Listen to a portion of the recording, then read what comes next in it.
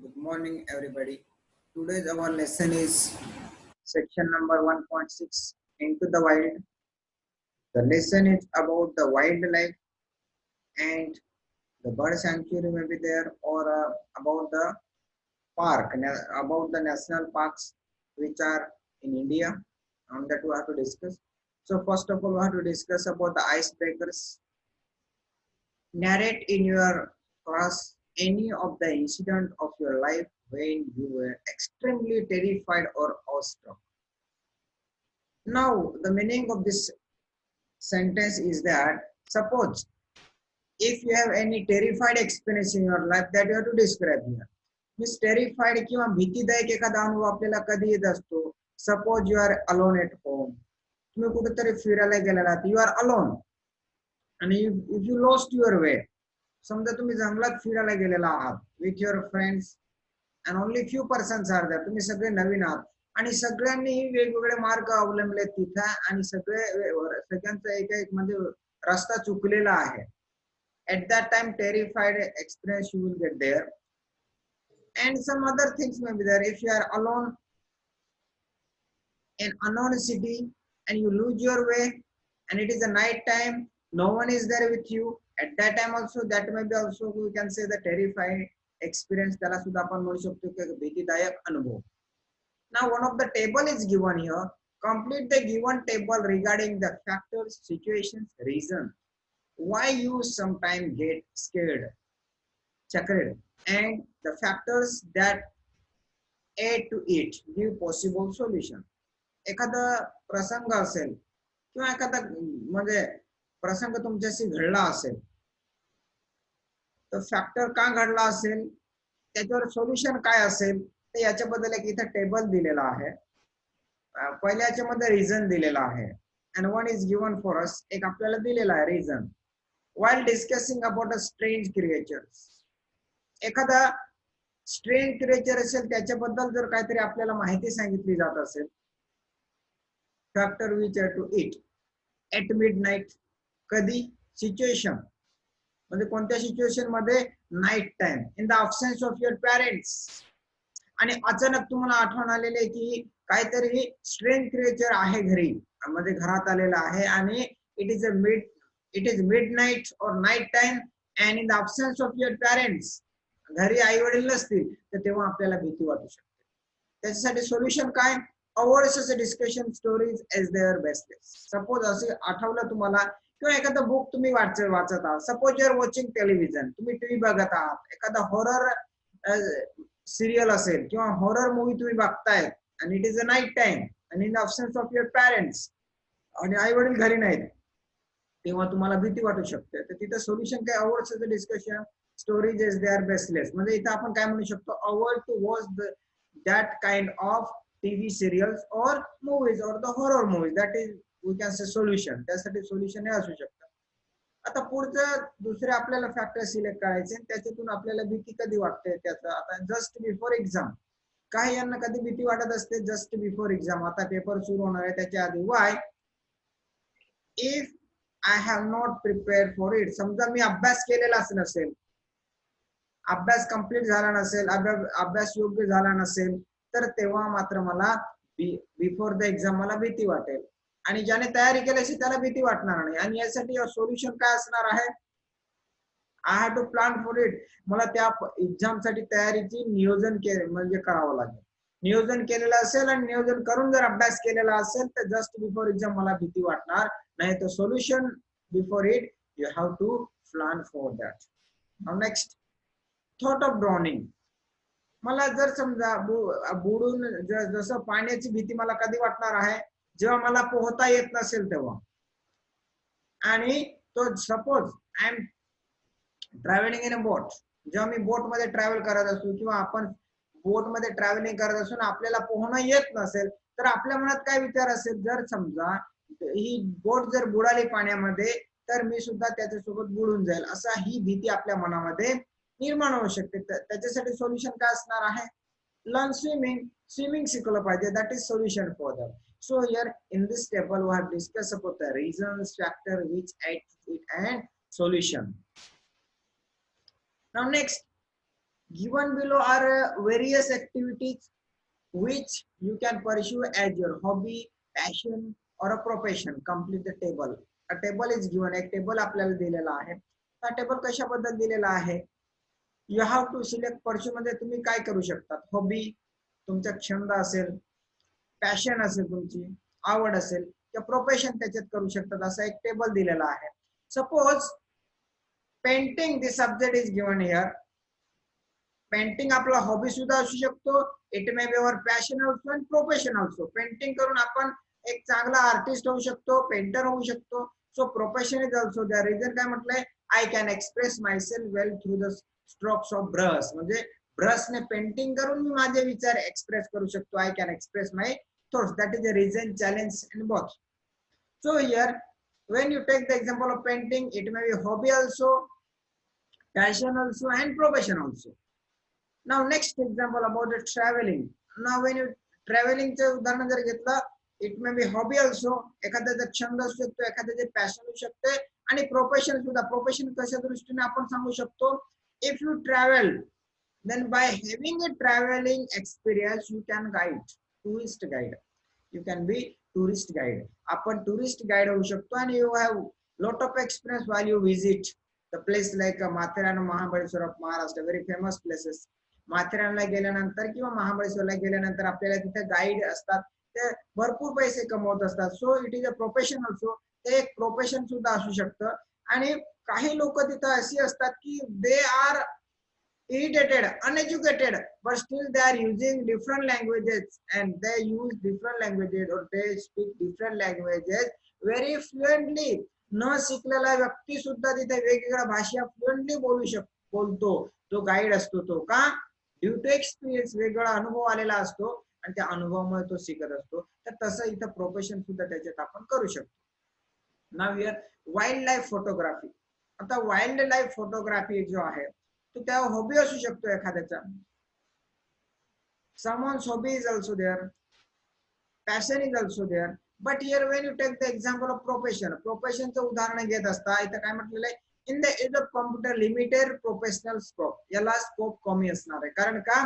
Now day it is the age of technology, science, computer age is here, and that's why profession असेल त्याला chances कमी असेल, limited त्याला scope असणार आहे, त्याला महत्व कमी असणार आहे असं आपण म्हणू शकतो. नाव कन्झर्विंग द एन्व्हायरमेंट.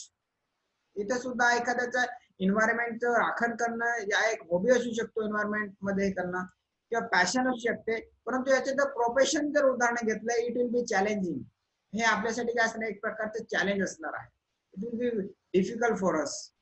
कारण का?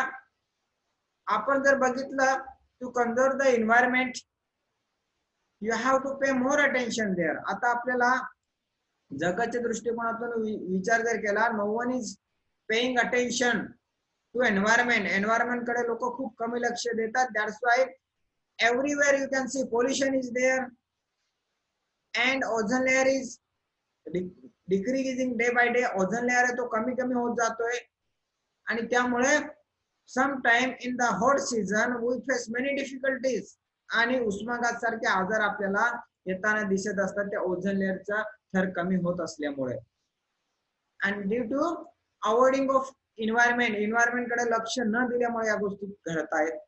Bird watching, it may be your hobby also.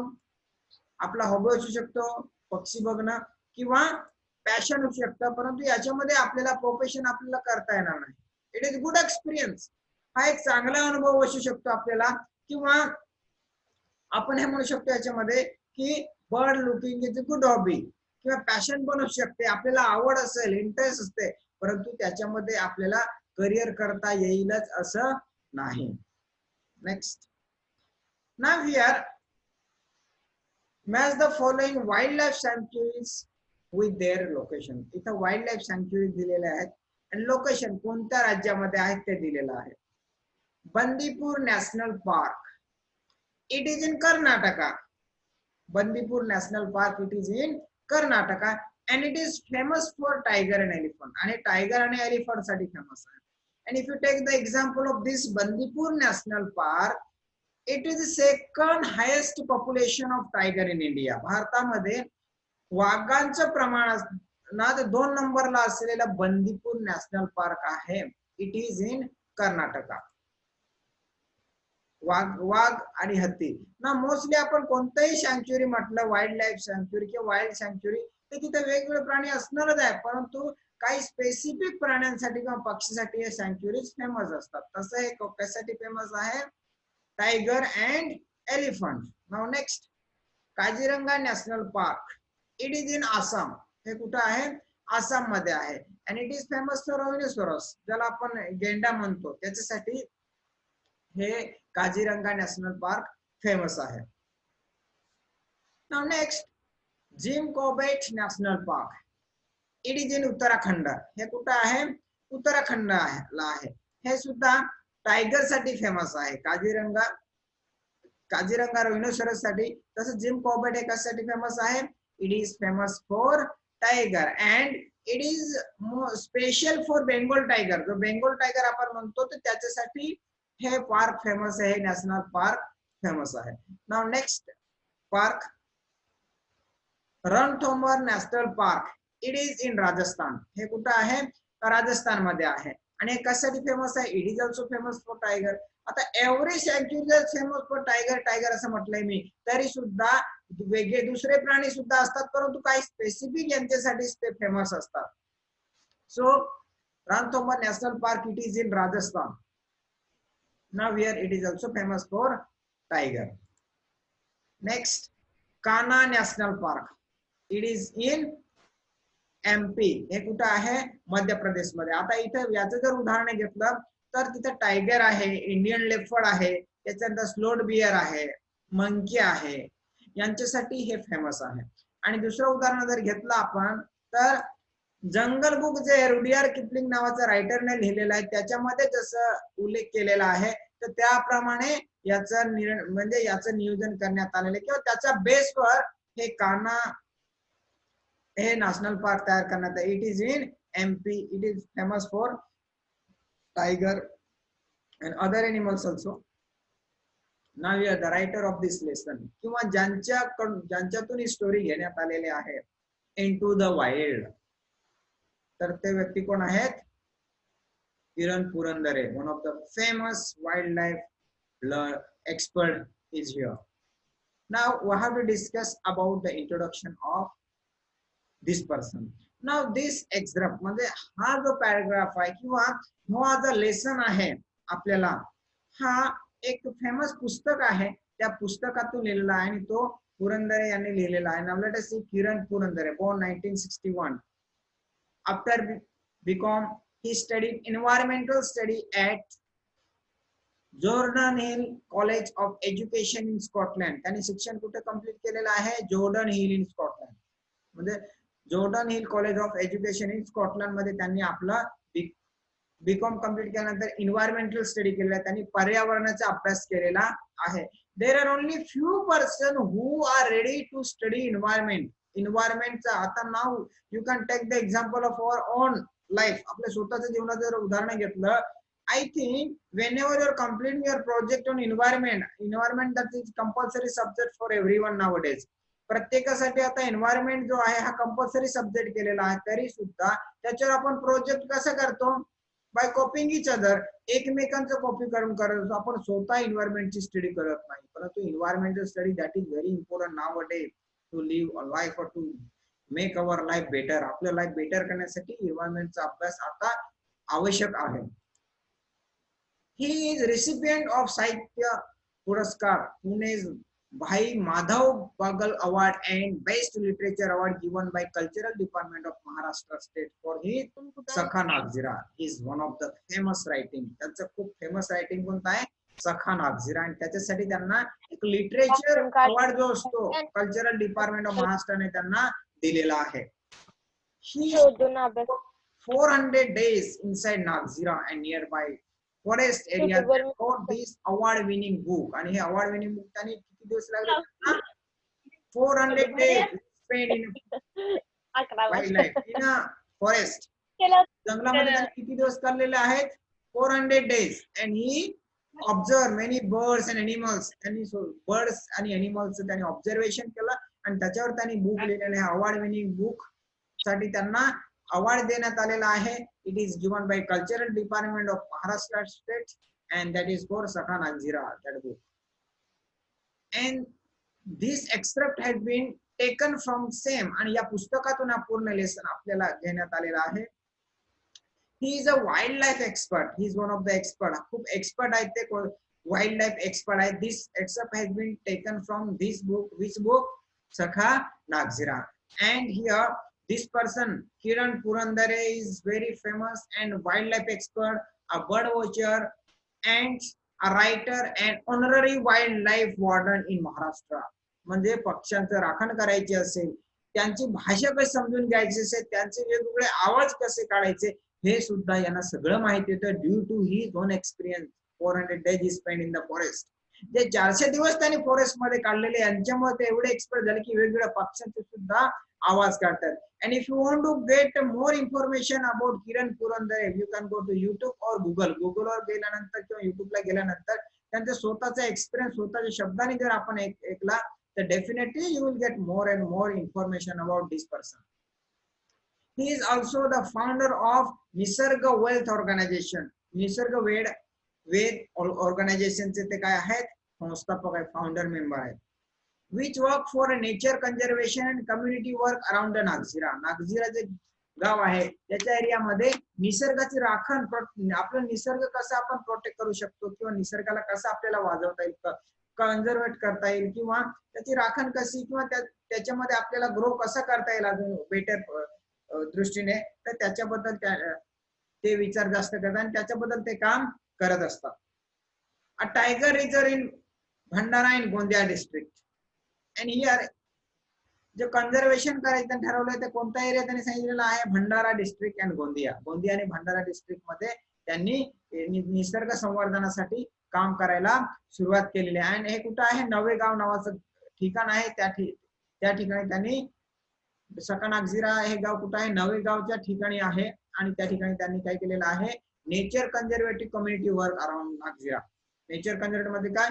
संवर्धन, निसर्गाचं संवर्धन आपल्याला कशा करता येईल याच्याबद्दल ते जास्त विचार करतात. आणि टायगर रिझर्व म्हणजे वाघांसाठी रिझर्व असलेली जागा असेल तर ती सुद्धा गोंदिया आणि भंडारा जिल्ह्यामध्ये त्यांनी काम केलेलं आहे. He also founded Kika's bird club in order to spread birds framing which is very popular among school going children of Maharashtra.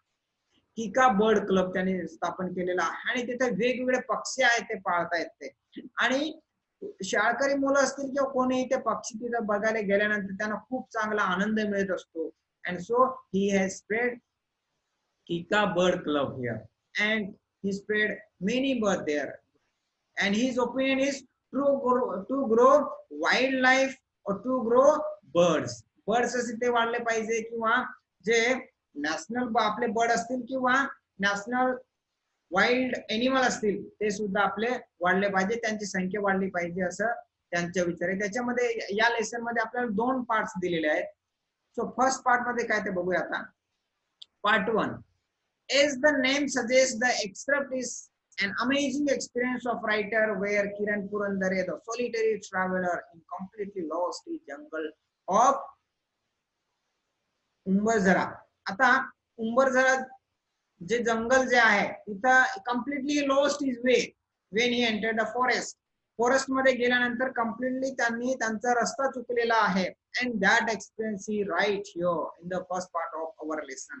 आपल्या लेसन जो आहे तर त्या लेसनचा पहिलेच स्टोरी आहे, पहिल्या पार्ट मध्ये त्यांनी स्वतःचा एक्सपिरियन्स डिस्क्राइब केलेला आहे. When he lose his way. आपण सिटी मध्ये जरी आपला रस्ता हरवला तरी आपल्याला भीती वाटते, but he loss is way in a jungle in the forest. जिथं मोबाईल नसेल, मोबाईलची रेंज नसेल अशा ठिकाणी त्यांनी त्यांचा रस्ता चुकलेला आहे. He narrates how he lost his way at the fall of the dusk and terrifying turmoil he underwent, therefore shouting for help and were literally means crying in the wilderness. He also gives a detailed description of how he found his way toward the Pitejari. Now here when you take the example of our own, when you lose our way, जेव्हा आपला रस्ता चुकला असेल, गावातील एखाद्या गावातून रस्ता जरी चुकला असेल आपण एकमेकांना विचारू शकतो, परंतु जंगलामध्ये जर एकटा व्यक्ती आहे अँड त्याने काय म्हटलेलं आहे, at the fall of dust, म्हणजे काय, आता रात्र होणार आहे आणि त्यांनी त्यांचा रस्ता चुकलेला आहे. सो हिअर आपण टेरिफाईंग एक्सपिरियन्स त्यांना, म्हणजे संध्याकाळच्या वेळी आणि त्या आलेल्या भयानक गोंधळामुळे त्यांना आपला मार्ग कसा गमावला याच्याबद्दल चित्रीकरण त्यांनी पहिल्या पार्ट मध्ये केलेलं आहे.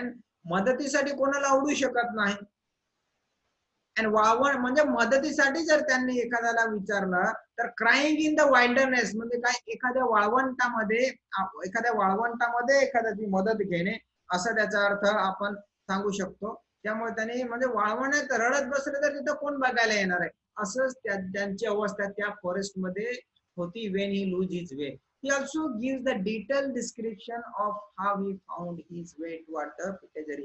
पिटेजरी जे गाव आहे त्याचा रस्ता त्यांनी कसा मिळाला याच्याबद्दल सुद्धा त्यांनी इथं चांगली माहिती दिलेली आहे.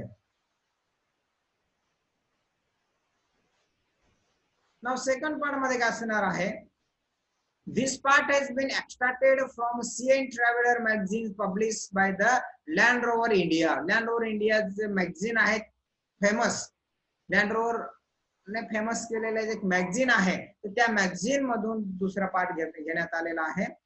It is about